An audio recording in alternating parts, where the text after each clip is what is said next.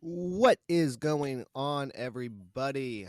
This is Zachary Nur, co host of Blast Beats. We are back after a hiatus. So much has gone on, so many things have happened.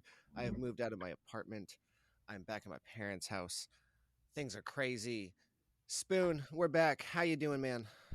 I'm doing great, man. How you doing?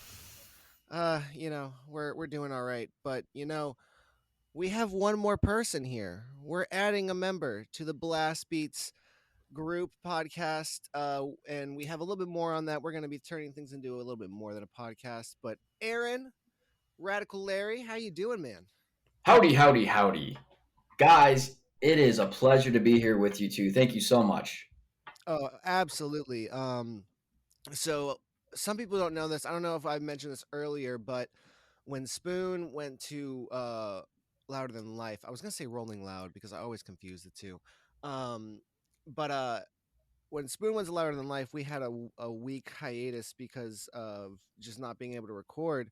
And I had reached out to Ronnie about a couple people that I wanted to like possibly get to fill his spot. And you were one of the first people, along with Josh. Yeah, Ronnie had told me go Larry, go Larry. He'll probably most likely be great for you guys. But no, Thank you so much. I appreciate that. yeah. He reached out to us, was asking about some writing for the Blast Beats name. And yeah, I guess it's going to be turning into more than just a podcast if we really sit here and talk about it. So like what were some of the things that you were thinking about, man, with when you reached out to us? Well, this past year, I kind of noticed that Metal Twitter is a pretty large, interactive, and supportive community.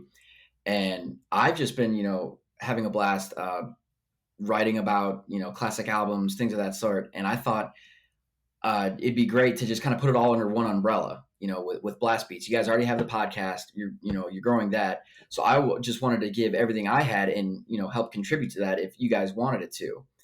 And I was seeing other things like we go to a lot of shows. I feel like we could do, I don't know, just quick blurbs, quick wrap ups, maybe even some quick videos. Uh, there's always poll questions, everything. People on metal Twitter just love to talk metal, and I feel like this could have been our home for it since we were all at ATB. Absolutely, yeah. And then like right when you reached out to us, I was like, yeah, this is perfect. This is perfect. This is great. This is awesome. Especially because weren't you guys both at a show together, the same show? Yeah, which we didn't realize until afterwards. Yeah, we were both at the Megadeth Trivium show up in Minneapolis, and unbeknownst to each other, that would have been cool if we could have connected, but didn't know we were there. Hey, but it just leaves more opportunities for planning in the future. So yeah, so tell us a little about yourself, man. How'd you get into metal music? Like most people my age, I think it all started through our dads and rock radio mainstream. I grew up in the first time I saw myself pulling towards rock music was when AC/DC and Ozzy and Sabbath would come on the radio, and my dad would play that stuff all the time, and so of course I'm getting into it, and then that was my introduction. Then I'd say the second big leap into this was Tony Hawk's Pro Skater and the video game Need for Speed. That's where I got my introduction into punk and some more heavy metal, some more classic rock. So I was really into skateboarding, snowboarding. The X Games kid. I was pretty much the meme of the kid that's like, hey, you want to come over, drink some Mountain Dew Livewire, play some Tony Hawk's Underground, like that. That was me. And so my soundtrack is obviously going to be punk rock, hard rock, classic rock, a little bit of heavy metal. And then I get to make my final dive into the deep end.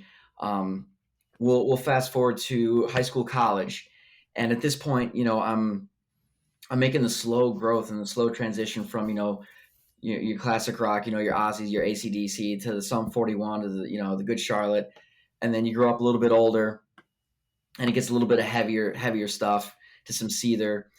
And I grew up in a really rural neighborhood, small town high school, a lot of country music, stuff like that.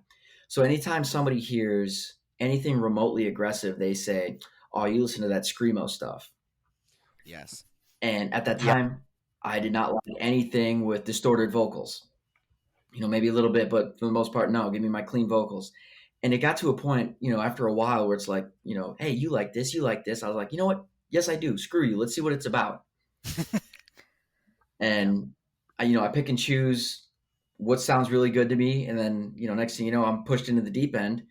Also, thanks to satellite radio, I'm a huge fan of Sirius XM Liquid Metal, Okay. Yeah. and they have a weekly trivia show called Into the Trivia Pit.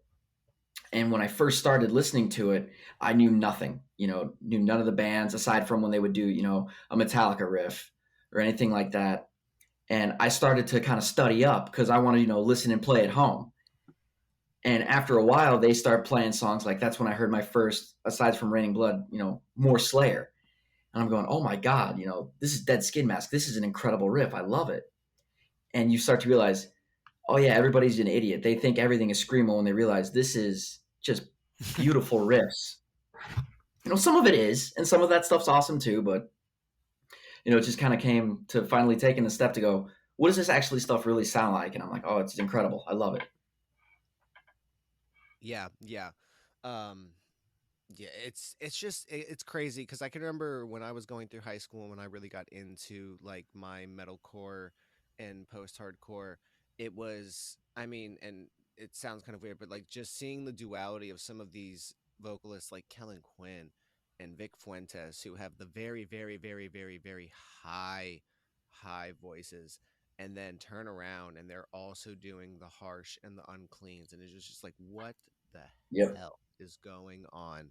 Um, Yeah. Well, the and yeah, I, no, I've no, you, I've mentioned it on previous podcasts, but that sort of duality is kind of what started my journey into like really getting into the heavier metals, the metals featuring harsh vocals. It was, when Stone Sour first came out with, Bother.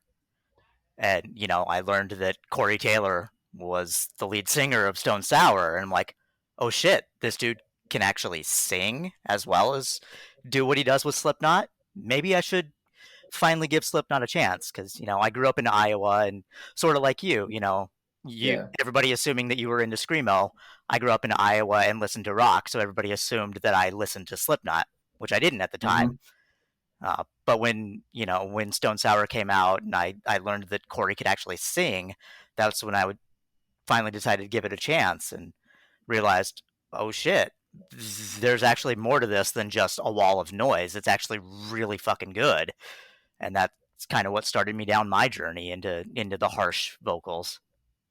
And it was really cool to finally listen to some of these artists for the first time because, for the most part, you're only going off of, reputation or album covers or posters that you'd seen at a Hot Topic.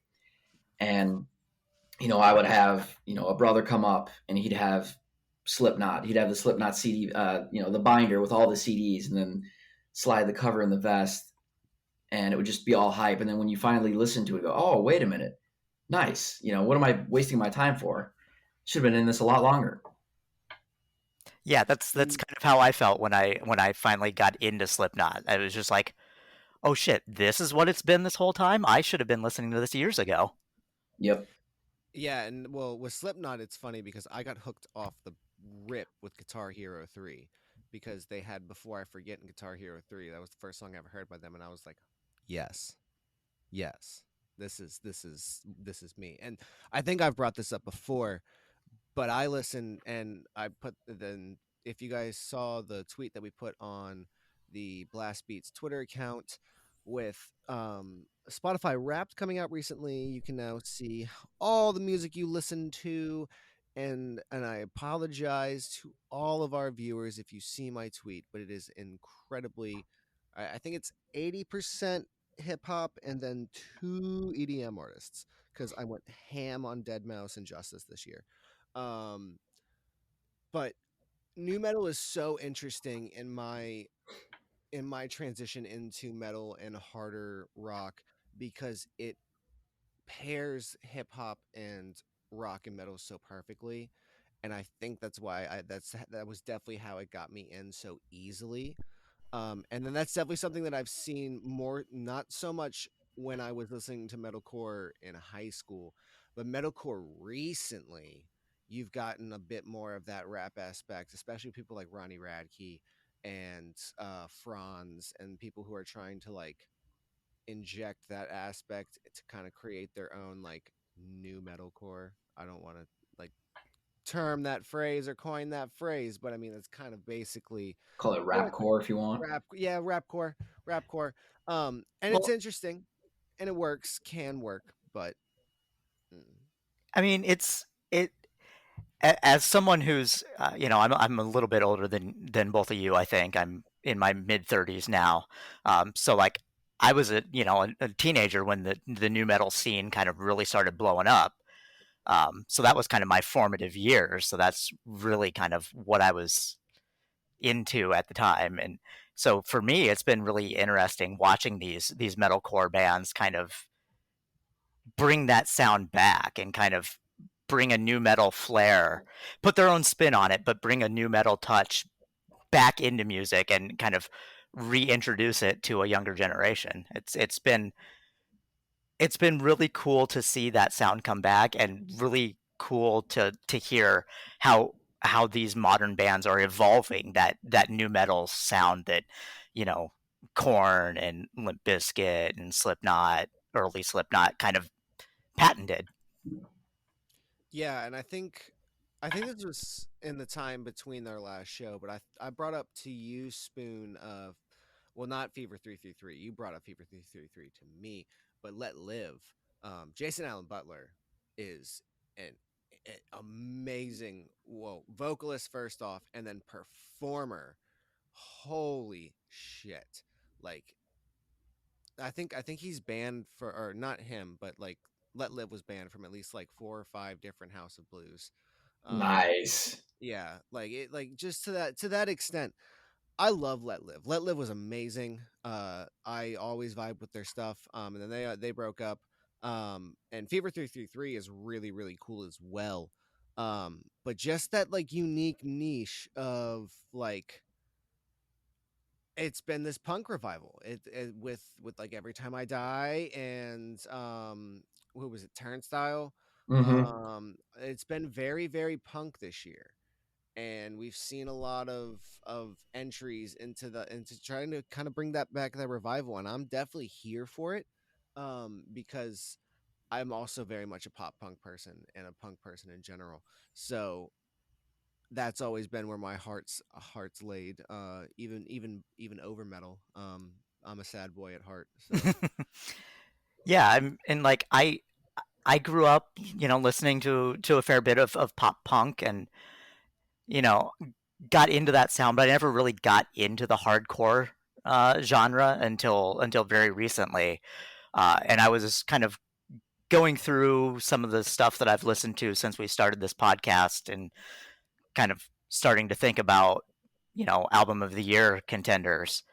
Uh, and I've got two hardcore albums in my top five albums of the year, with Every Time I Die's Radical, and Dying Wish, Fragments of a Bitter Memory. They both blew me away and kind of are, gotten me to sort of dive more into hardcore. It's been a fun journey. I think it's interesting that we're talking about, you know, hardcore's kind of I feel like hardcore has kind of been steady through the years, but like the more of the punk, like a Turnstile sounding album, along with new metal, kind of having a little bit of a resurgence. Um, we're all within, I would say, the three of us are, we're generally in the same age range. We grew up, our formative years were with new metal and pop punk, so we enjoy it. And this past year, I kind of went on like a metal history lesson tour with myself, and I see that new metal and sort of that pop punk is really shunned by a lot of the OGs. It's gate kept hard, and I noticed that the new metal bands that they generally accept, like the early Slipknot and the early Korn, sound drastically different than kind of what we would generally think of for new metal, like a Linkin Park or a POD. And then it's just I don't know, I'm really enjoying seeing it kind of come back and everybody they're done trying to pretend like they're too cool. Because like Tetrarch came out with the album this year, and that is new metal as it gets, and that thing was just incredible. That's going to be in my top five, absolutely. Yeah, no, that was the one thing when I was in college at the radio station. The metal stacks were always very lacking, and Mhm. I had been asking around because I wanted to add some of my own stuff. I never did because I want to keep my music. I don't want to buy music for other people. Like and then saying that it sounds a little weird, but like it's just like if I'm gonna buy an album, I want to keep it. I'm not gonna like spend money to give. I'll just give you the money so you can buy the album. Don't worry. But I'm talking to people and they were like, yeah, no, the people that are in charge of the metal stacks are really, really elitist and snobby. We don't have any Metallica. We don't have any this. We don't have any that. The only Metallica they had was Kill 'Em All. That was the only album. The only album. Virginia Tech. The only album. And I was just like, what?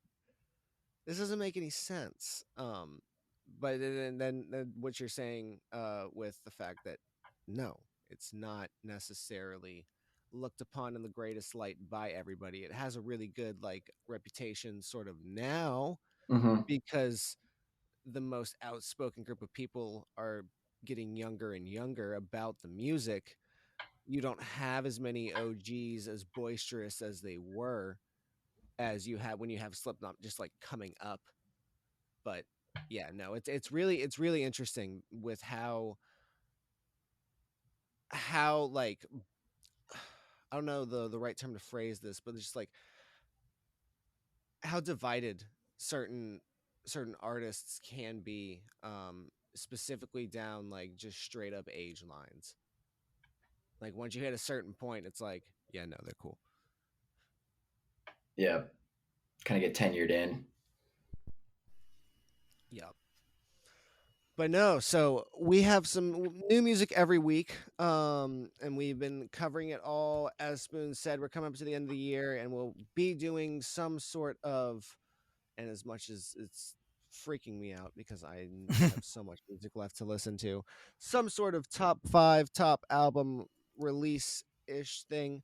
Um, but what has been some of the things that you've been listening to since our last episode when the incredible Whitechapel album came out? Well, when I haven't been listening to Whitechapel, because I've been streaming that so much since it came out. It's one of those albums that I legitimately listen to almost every day, at least once, if not multiple times a day. I'm in love with the album, and it's going to be probably my album of the year. Um, but there's been a lot that came out this month that we haven't really gotten a chance to talk about on the podcast. Um, but I think the best thing that I got to listen to this month that we haven't talked about yet is the Vended EP. Speaking of kind of the new metal revival, um, Vended, they're the two two of them are the kids of Slipknot members. So the lead Oh, singer is Corey Taylor's kid, and the drummer is Sean Crahan's kid. Um, huh.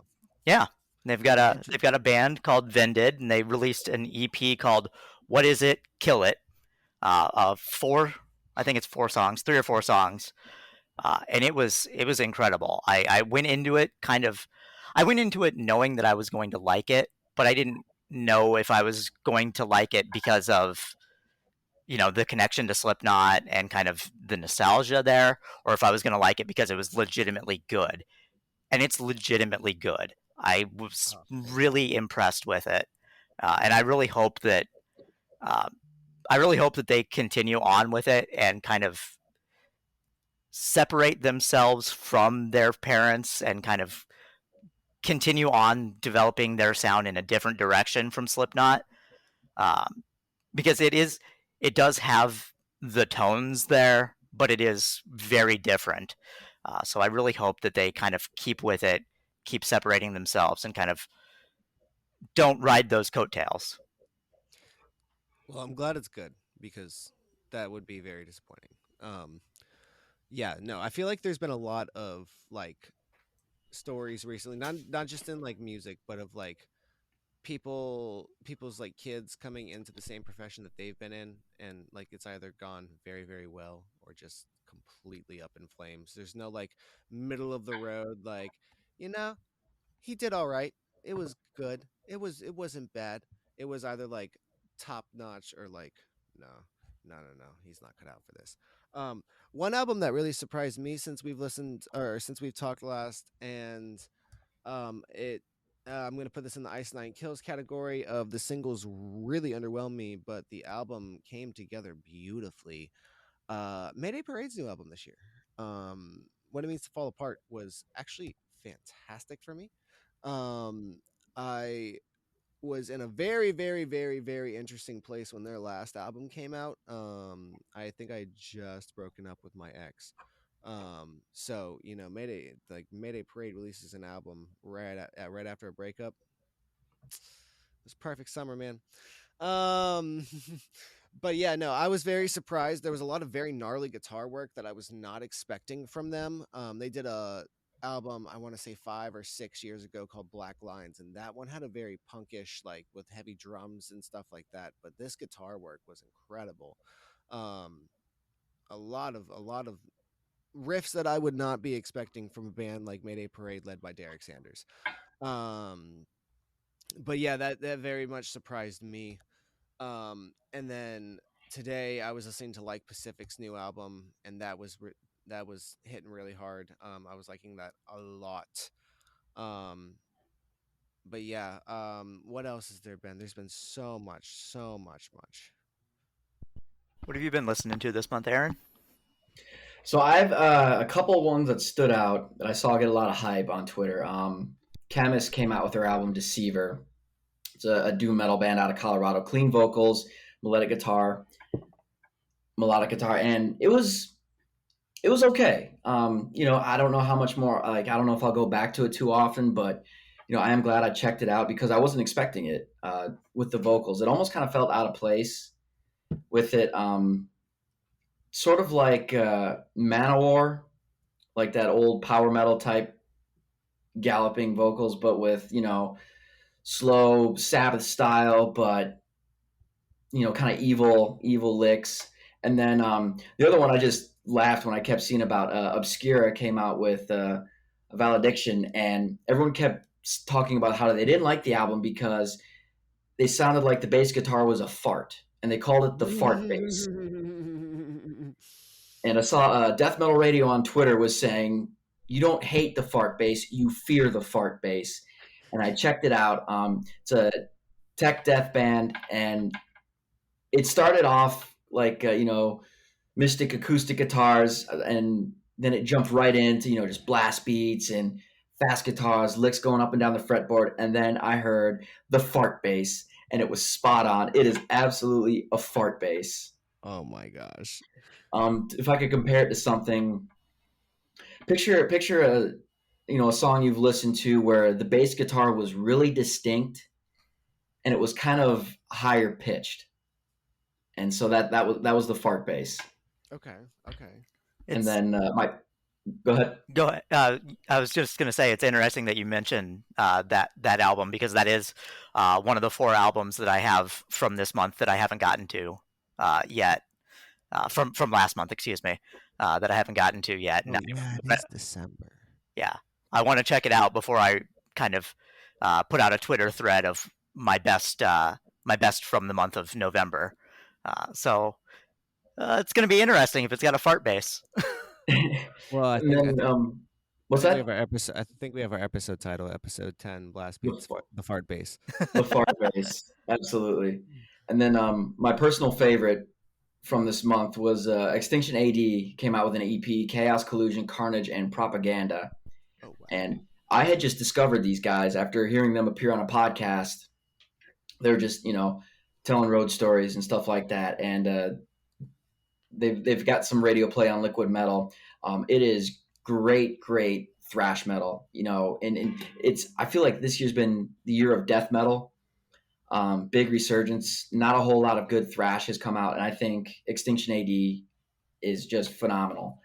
Um, 4 songs, 11 minutes, but it cleanses the palate. It's pretty good. I like it a lot. It made me want to go back and check everything else that they have. Great guitar tone, great riffs. It was awesome. Yeah, absolutely. That was actually number 2 on my list for this month, right below Vended. So I'm Yep. glad you brought that up because I've mentioned on this podcast several times. I'm a thrashy boy at heart. I grew up with thrash metal. Thrash metal is kind of my comfort genre. Um, Yep. so when I discovered that and really loved it, oh, it warmed my heart how good that was. And two of the top 5 things that I listened to this month were thrashy albums. The other one was a full length from a band called, excuse me here, Exodus. There we go. Their new Band one. called Exodus. Very Yep. well sold. Band called Exodus. Their new one, Persona non grata. It's my 5th on my top 5 of the month. Um, you know, Exodus, one of the classic thrash metal bands. Um, huge influence on the genre. One of their former members, Kirk Hammett, is in Metallica. So a lot of history there. Real nice to see Um, them kind of still putting out work and putting out good work. Two things Yeah. on Exodus. They, to this day, have my favorite Wall of Death video of all time. I'll definitely have to link it under the tweet when the episode comes out. And it is just just it scared me the first time because it was just pure anger, but it was just awesome thinking back now. And then the second thing was back when the bass scene was just starting to boom. There's this place called Ruthie's Inn, which is where Slayer, Megadeth, Metallica, Exodus all kind of cut their teeth. And Exodus's first lead singer, Paul Bailoff, was a terrible singer, if I'm being honest. Would go around the crowd, and if he saw you with a Motley Crue shirt or anything like that, he'd whoop your ass. And he would go up on the stage and talk about killing posers. And if he saw a band t-shirt that he didn't like, if he saw the Scorpions or anything like that, he'd either rip it off of you and they'd beat your ass, and then he would take the fragments of the shirt and make a bracelet or a battle victory necklace. Oh my gosh. And I'm thinking I would have loved to have been there to see all those bands, but I would have been scared shitless because Paul would have whooped my ass definitely. I just look like a poser in his eyes. Oh Oh yeah, my gosh, that's absolutely. insane. I definitely would have been one of those that he would have whipped my ass as well. Would he though, Spoon? I Well, feel like that would be a straw too far. I feel like that'd be a step too far. I'm I might get the handicap pass, but I I mean if he was just walking up to you and he's just like, "No." Bam. I feel like there's going to be more questions thrown his way than yours. I don't feel like you're the poser there. that's fair. That's fair. I was kind of thinking of it more of a guy like me, but yeah, he probably Yeah. wouldn't touch actual me. Yeah. Um Yeah, one thing I definitely want to check out from today, and I've kind of already checked out most of it because they've already released most of it, is of Mice and Men's new project. Because they finally released the last little bit of the third EP of the 3 EP lineup, all in one thing. Echo. Um, I've liked a lot of their songs from this year. I've said this before. I've loved their direction post Austin Carlisle. Aaron Pauley's done a fantastic job. um, they they're a band that I'm not expecting anything groundbreaking from. They're a band that I'm walking in, and you know what? Give me a nice hardcore cover of Money by Pink Floyd. Yeah, awesome. I don't need anything groundbreaking. Just do what you do and bring it every time. And that's what they're doing. I love it. Um, so yeah, I'm definitely gonna have to check that out here soon. Um, it's been, I think, a more singles month for me, which makes it even harder to find what I've been listening to. Um, Yeah, I honestly haven't gotten a chance to listen to anything that came out today. I've kind of got a late start to my day and kind of been dragging, so I haven't gotten a chance to listen to the new music drops. But I was looking on the Loudwire site last night, and I didn't find a whole lot coming out today that interests me. I did make a note to listen to the Of Mice and Men, but the only other things that I found on a quick glance that I really want to check out are the Browning. They dropped a new album, End of Existence, Yeah. and then the new Volbeat came out today. So I want to check Oh out yeah. that. Oh, and didn't Bullet release since we've talked last? Yeah, Yeah, Bullet for My Valentine released since we talked last. Forgot about that one. yeah, that one I was. liked it. Oh yeah, I really enjoyed it too. It's not album of the year worthy, but it's close for me. It was really good. It's not in the same tier for me as their earlier stuff like The Poison or Scream Aim Fire, uh, but it's close. It was a really nice return to form for them after, in my opinion, kind of shitty albums with Gravity and Temper Temper. Um, so I wasn't Well, expecting much going into it, but it exceeded my expectations by a lot, and I was a really big fan of it. well, as I told you, that was uh their self-title is the first full Bullet for My Valentine project I've ever listened to. Ever. Besides seeing them live in concert. Hmm. Um, but then that's been a theme for me this year, and it's because of the podcast, because I did it with Every Time I Die. I've done it with a lot of other. I mean, what was their name? Carcass. I have never Hmm. ever listened to Carcass in my life before Oh, until this year, and that album oh, was so great. Or was that album or EP? It was an uh, album. that was Album. an Yeah, yeah. amazing album. Oh my Torn god. The Arteries. Torn Arteries is in my top five for albums of oh, the year as well. I Oh, mean, yeah, yeah, no, the Scythe Remorseless Swing. That I mean, it's stuff like that when you have song titles that I can pick out of my head and I can't even like pull up your album name off of recall. Like it's stuff like that where I'm like, yeah, you're gonna last a long time in my discography. Hmm. It's I mean, we did the Metallica episode, and I listened to I think it was Ride the Lightning, and as I said, that like or that like little bundle of like Fade to Black, Trapped Under Ice, or and like that like group right there, I was just blown away because it's just so much that I've been steered so well and so heavily towards the hits that full album listens have avoided me for a very long time. And it takes a lot to sit down and really, because I try to listen to music at work and it doesn't work because it's too loud and my hearing is still messed up. Um, so like I'll be sitting there and I'm trying to listen to something, and I've been noticing this because I've been listening to podcasts more, and I lose where I am. I'll be like sitting there and I'm listening, and I'm like 5 minutes in, and I'm like, wait, what the fuck are they talking about? What's going on? And the same thing happens with my albums, as I'll be like, I'm sitting there and it's been like, all right, we hit the first song, I'm in the second song, then all of a sudden I'm like, wait, how did we get to song 7? What happened in between then? I don't know what happened. So I like I have to be able to have like a really good setting, which is why I think I said earlier I did a lot of working not working. I did a lot of album listens in my car. Hmm. Specifically in my car to have on my sound system in my car because it's so much louder.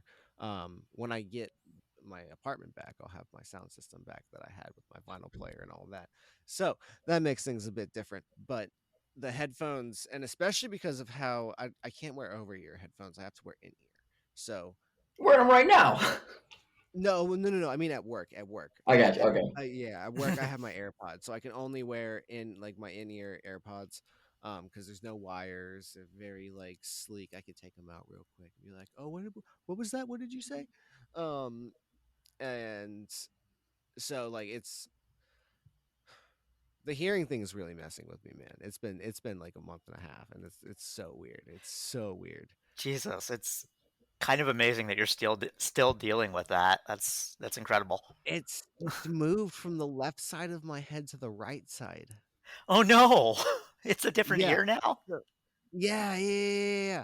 So, like, I don't even know what's going on, but, like I said, it's just, like, the echo off of the side of my head, like, I'll just be talking, and it actually feels a little, pretty decent right now, but, like, it just, like, I'll talk, and like, the good ear right now is the left ear, so, like, it'll, like, go like, all the air and stuff will go straight out my ear, no problem, but it's like I'm talking, and it'll go to my right ear, and it'll just, like, it hits a certain point, it just, like, bounces back, and I can hear it all in there. It's not that I can't hear. It's that, like, I'm constantly wearing an AirPod in my ear. That's what it feels like. Is there's just constantly an AirPod just propped up in my ear.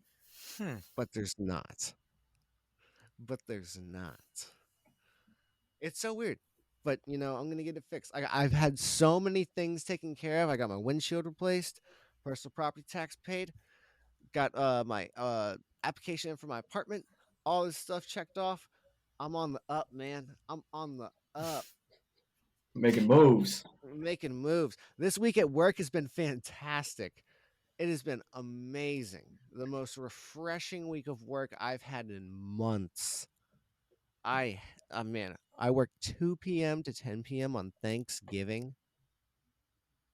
Mm, not a fan. Yeah, I was gonna say that sounds Not a terrible. fan. Yeah. I didn't even get time and a half or nothing. Oh Oh, man. Jesus. Straight up in there for my normal salary, 8 hours, just chilling. But hey, but they gave me a free turkey bowl. It's the little things. It's the little things, I still got Thanksgiving dinner. Um, but yeah, it's been interesting. I don't see many releases on the horizon for the end of the year. Granted, artists can surprise us all the time. You Yeah, don't I'm know. looking at them right now, and just a couple of big ones. I Set to Kill. Of Mice and Men. Those were today. Volbeat was today. Yep. Um, Behemoth Head PE the 17th, but the Behemoth's coming out with a live album. Okay. Okay. Other than that, it's looking understandably pretty bare. Yeah, and I think it's either at this point in time you're playing the start of the year game, or you've already played out what you need to do. I don't. This is probably. I haven't really looked into like rock and metal like scheduling and how they do stuff. I definitely think this is a different. This is a time for different genres of in the year, for when they're popping off. And I mean, even though you can kind of like separate yourselves among genres when you release stuff, there is no denying. And there was a podcast I was listening to that made this point a couple weeks ago when Silk Sonic's album came out. There's just sometimes when people look around and they're like, "Hey, what if I crash the party?" And that night is when Taylor Swift released her Red. But I mean, stuff like that happens, and you have to take that in, and as an artist, you have to take that in consideration.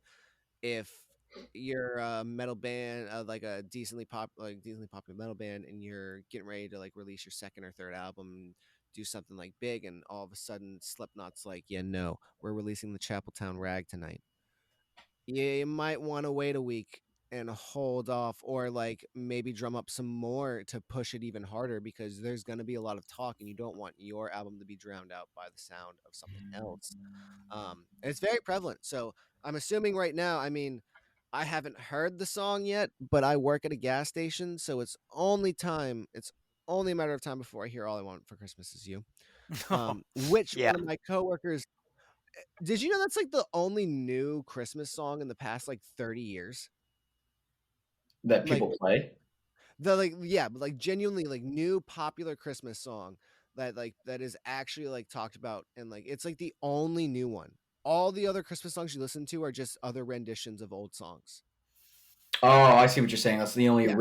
recent Yeah. original. Yeah. Yeah. It like and I sat there and thought about it for a second, and I was like, no, you know what? You're right. I mean, like, I'm not gonna count Justin Bieber's Christmas album in there. That doesn't count. That doesn't register for me. That's not playing on the radio.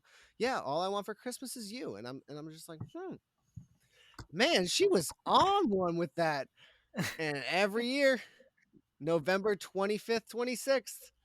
Every retail worker looks back in fear because it's coming. It's coming. I'm just doing Well, a quick date comparison. it's Do we know while you when do that, that came out? I have no idea. When did that come out?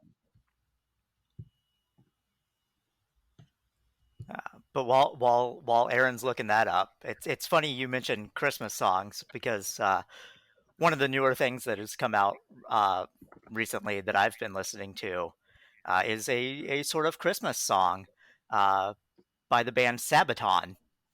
They released Ooh. a single, Christmas Truce.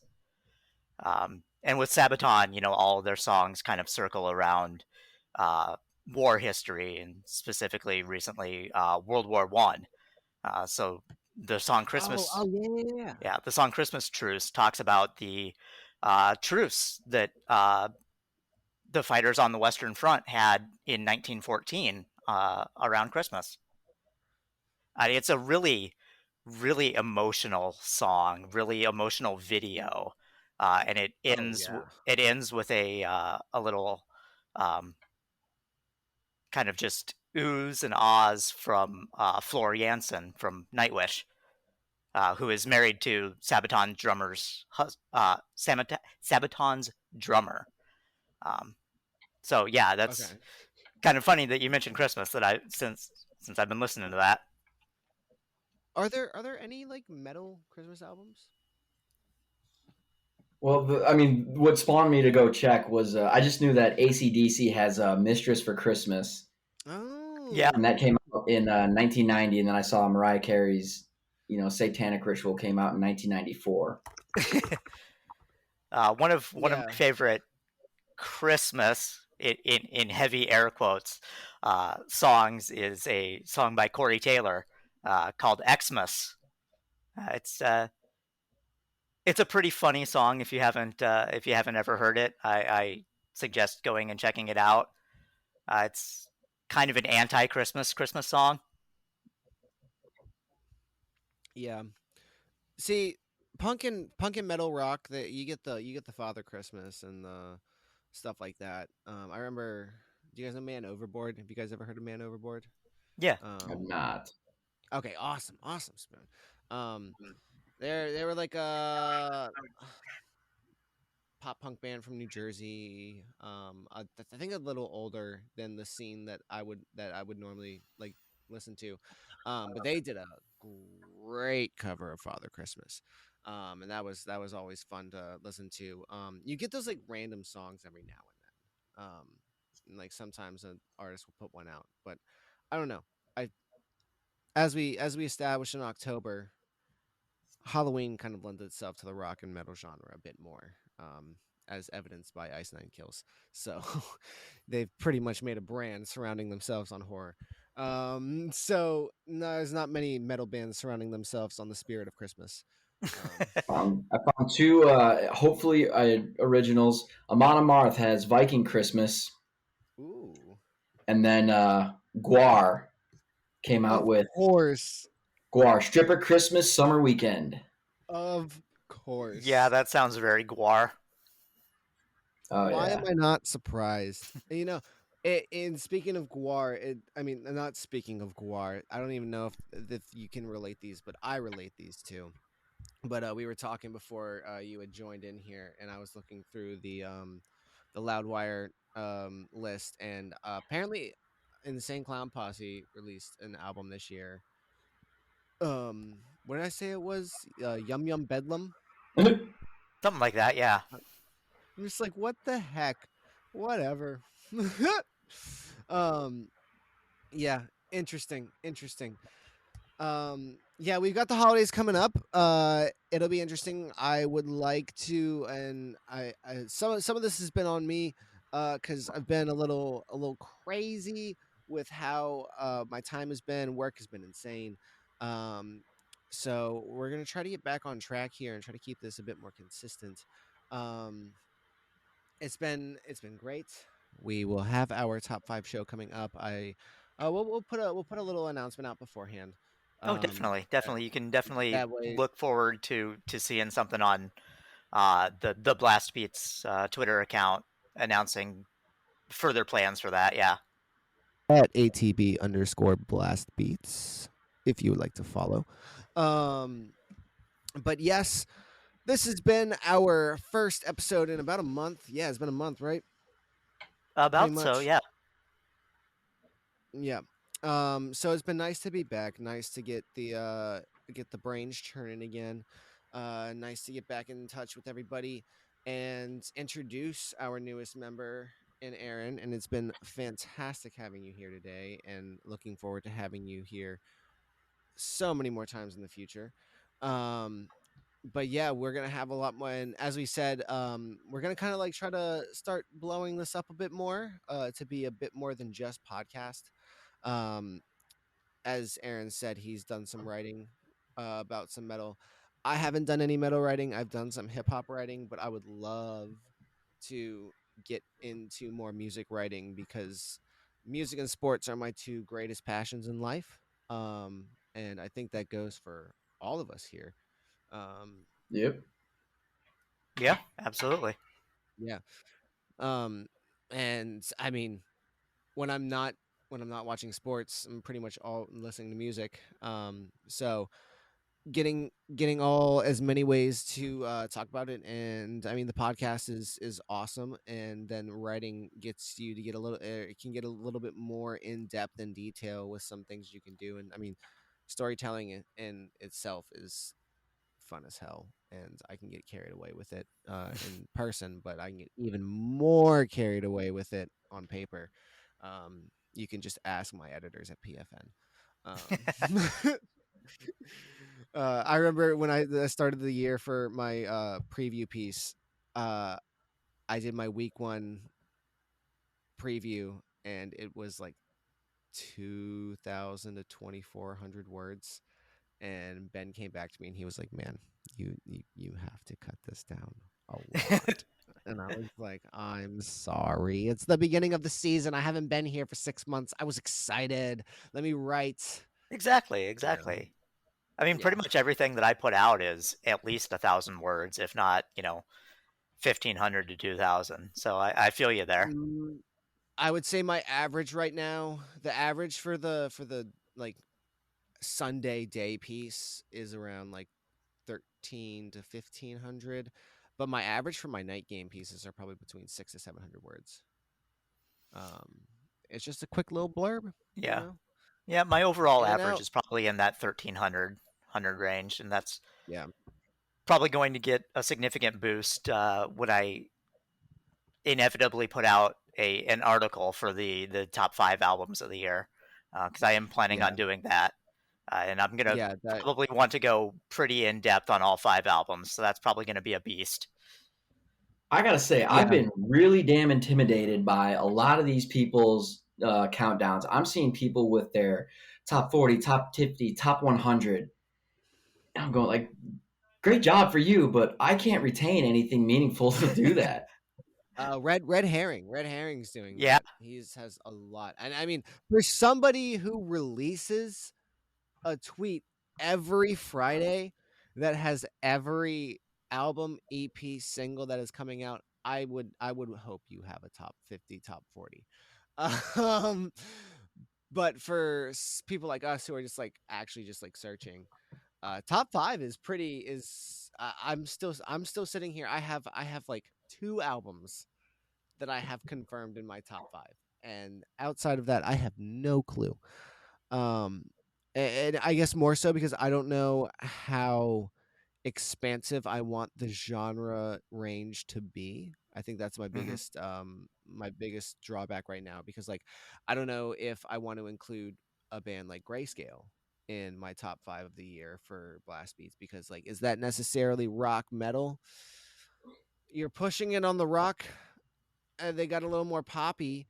They're not as pop punk as they were, but I definitely still consider them a pop punk band. They actually had so many more jazz elements this year. It was freaking phenomenal. Yeah, I don't know how a list is Yeah. going to look if it's got both Bad Flower and Whitechapel, Yeah, exactly.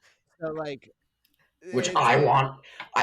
Like sneak preview. That might be what happens. yeah. Oh, I mean, it I'm gonna definitely will be. It definitely will be if I've I got include honorable mentions because that's one of my honorable mention albums, the Bad Flower album. I love it. Yeah, yeah, me too. I just listened to it the other day. it was not the one. It was not one of the ones I could get on board with. It's one That's of the okay. only albums. It was the only ones. Um, yeah, Well, I will say though, that's the I great was thing about so having happy. three of us. I went back and yeah, um, I was so happy when I went back and listened to Below though, because Yeah. it was not nearly as bad as I thought it was. It was not nearly as bad as I thought it was. I don't know, and I I pre-ordered it so early. The moment they announced the vinyls, I pre-ordered it. I have the vinyl. Um, I put it on and I just couldn't. I don't know what was going on at the time. I think it was just I didn't sit down and give it the time it needed. And I did the other day or last week or a week and a half ago. I sat down at home and I was like, all right, I need to listen to this. I need to know, is this because I think I said this in our chat. I loved their last album. Disease was incredible. The first album, you cannot get better than the first album. They're gonna have that problem. Aggressive is okay. It's not bad. It's not the greatest. That I think that's definitely their low point. But Disease was phenomenal. In my mind. And there was just so much, and it was I guess more so because I'm getting to the point that I like albums that if I'm in the car, I want to be screaming. Yeah. And that was a full album from cover to cover of songs that I was just like, yes, I'm going to be chanting these. Um, you guys will both appreciate this. Last night I turned my shuffle on and Wishing Wells came on. Oh, And love that song so much. just you wait. I had I have a coworker that comes in and has to work at 1 a.m. and he clocks in at 1 a.m. in the morning and he gets off at 7. So he doesn't have a car right now. Well, he has a car. He can't drive right now. Um, so he's getting rides and he'll show up between like 11 to 12 and he'll just be chilling for about hour, 2 hours at work doing whatever. So yesterday that came on and it gets to the end and it went until I'm done and then starts going and it got to that point. I paused it. I went back to the break room and I was like, hey, and I took his headphones off and I went back a little bit. I pressed play with my AirPods out, so it's playing in the break room and I'm just like, he's like, what's going on, and I'm just like mouthing the lyrics. And then when it got to the freaking breakdown, I just looked at him and was like, "Cause tonight I'm killing," and I just started going like, Gosh. and I just started freaking headbanging, and he was like, "What is going?" And I stopped, and I was like, "Sorry, I just had to get that off my chest." He was like, "Wow, that was impressive," and I was like, "Yeah, yeah, yeah." I should, and then what was the other one? Prey came on a couple hours later, and I was working with one of my other coworkers, and I was like, "You want to know what I'm listening to right now?" And she was like, "What?" And I pulled my AirPod out of my ear, and it started playing. She's like, "Oh my God, Zach!" And I was like, "What? What's wrong with metal? What's wrong with metal?" She only listens to country. She asked me if I knew who Waylon Jennings was, and I was like, "Yes, I know who Waylon Jennings is." I asked her, "Do you know who Wu Tang is?" And she was like, "No, not the Pray Wu." is a party song. Pray is a party song. That's Pray we Stone Cold go. beers. Yeah, that's Stone Cold and beers. That's pushing people around. Wishing Wells. That's a car song. Yeah, yeah, yeah. Uh, Wishing Wells is but yes, incredible. One of my favorites. Yep. yeah. I see that album is very interesting because I loved Ire. Crushed was very, very, very, very cool. Because it had a very Rage Against the Machine vibe for me, and I really dug that. Um, and I got into Parkway Drive a little earlier with Carry On and Same. Deep Blue and all of that. So their sound has always been very interesting because they get so much crap for changing their sound, but it's not necessarily at the cost of like quality.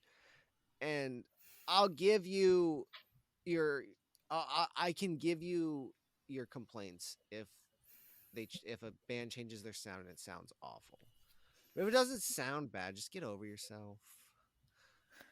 It's Yeah. been a while. It's been a while since we've been on the let artists change rant spoon. Yeah, we tend to go on this rant pretty much every episode, but I mean, it's fair, and I feel like coming back to one of the albums that we all love, Kin.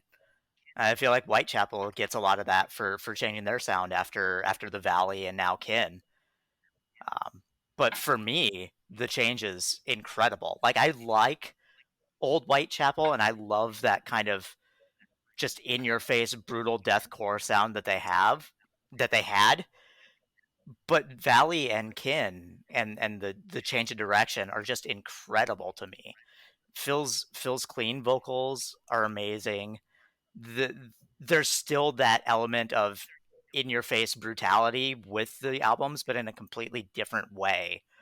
And I feel like they really just, for me, they really towed that line of changing their sound, but staying true to what got them there. Can't we all just love artists like we love Bring Me the Horizon?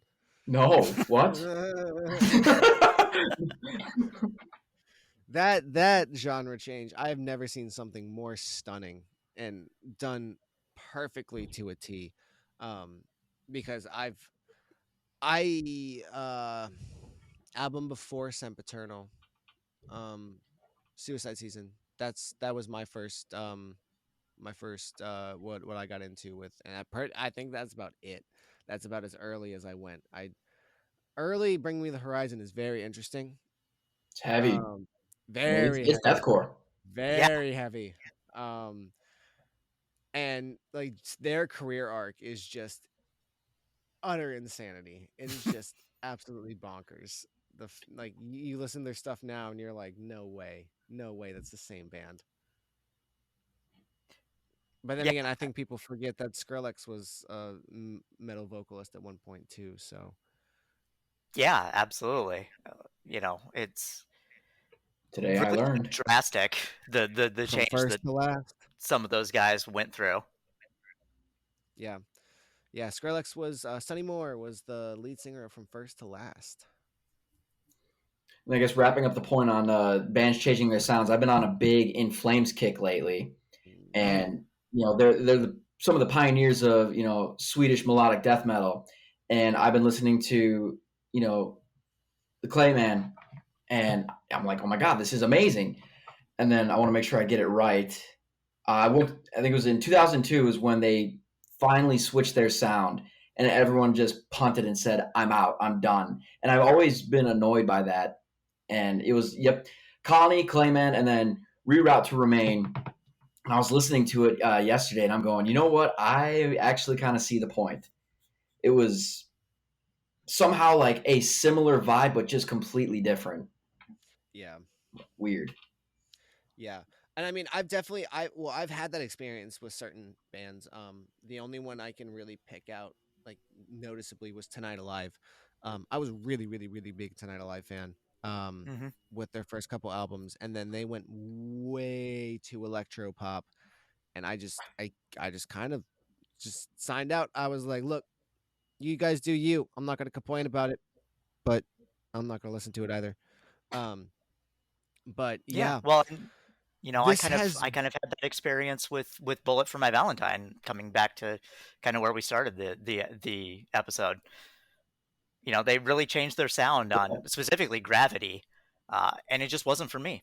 Like I respect the artistic direction they took their sound, but it wasn't for me. Um, sometimes it just doesn't work. yep. Sometimes it doesn't work, but you have to at least let people try. I'm not going to knock the try. You miss 100% of the shots you don't take. Michael Jordan, Michael Scott, Wayne um, Gretzky. Wayne Gretzky. Wayne Gretzky, yeah. I don't know why I thought Michael Jordan. I don't know why I thought Michael Jordan. That's really bad because I'm an Oilers fan too, and that makes it even worse. Oof. I was more going for the Michael Scott reference, not Right. the Wayne Gretzky reference, but and that's probably what messed me up. But anyways, this has been another episode of Blast Beats.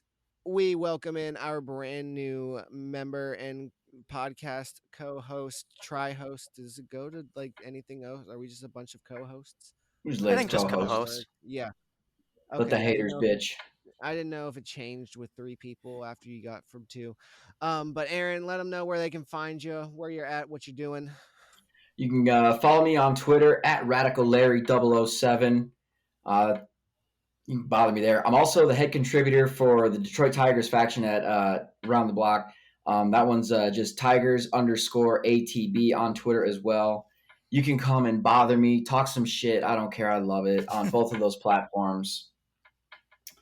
Sounds awesome. And then Spoon, as same with you. Where can they find you? What you doing right now? Yeah, you can find me on Twitter at Spoonful of Sport. I recently kind of if you already follow me on Twitter, you know that at the sort of around the beginning of the month, my Twitter was hacked and I lost all of my followers, and it was a whole big thing. But I'm back, so back to regularly tweeting from there. I also tweet. I try to tweet pretty regularly from the Blast Beats account uh, at ATB_Blast Beats. Yep. And then my name is Zachary Ner, at Zachner on Twitter, ZACHKNERR, silent K, don't forget that. Um, and you can also find me from time to time doing a little bit of Dolphins writing at Around the Block Dolphins, ATB_Blast Beats as well, and over at Pro Football Network doing some game preview, NFL previews for every week of NFL action going into the postseason all the way until the Super Bowl. But yes, this has been Blast Beats. We will see you guys very soon. It's been nice to get back, and we're going to make sure that we get this thing back rolling consistently. But we'll see y'all soon. Stay classy, stay awesome, and peace.